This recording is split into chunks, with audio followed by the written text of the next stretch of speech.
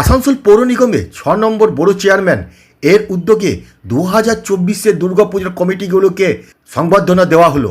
একই সাথে 50 জন গুণী ব্যক্তিদেরকে সংবর্ধনা দেওয়া হয়। আসানসোল পৌর এলাকার 90টি পূজা কমিটিকে বিভিন্ন ক্যাটাগরি হিসেবে সংবর্ধনা করেন। অনুষ্ঠানে উপস্থিত থাকা বিধায়ক নরেন্দ্রনাথ চক্রবর্তী, ডাক্তার দেবাশিস সরকার, MMIC মানুষ দাস সহ আরও অনেকে। মহিশিলা বটতলা বাজারে এই অনুষ্ঠানটি করা হয়। অবশ্যই বলবো যে এরকম প্রোগ্রাম প্রতিটা বড়তে করতে হবে। এটা গোটা আসানসোল মিউনিসিপাল কর্পোরেশন জুড়ে হোক, আসানসোলের সব পুজো কমিটি সম্মানিত হোক, কারণ যাদিকে দিদি সম্মানিত করছে।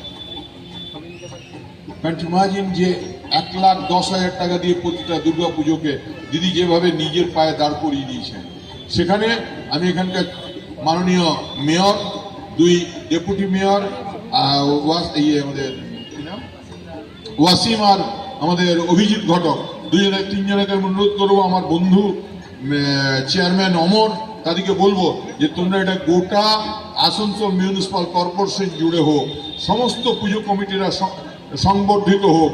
যারা আসানসোলে খুব বড় বড় পুজো হয়, একটু আগে আমাকে সঞ্জয় বলছি, ডাক্তারবাবু বলছিলেন যে আমি ছোটবেলায় বাবার সঙ্গে ফিয়েটে চেপে বা অ্যাম্বাসেডারে চেপে দেখতে যেতাম।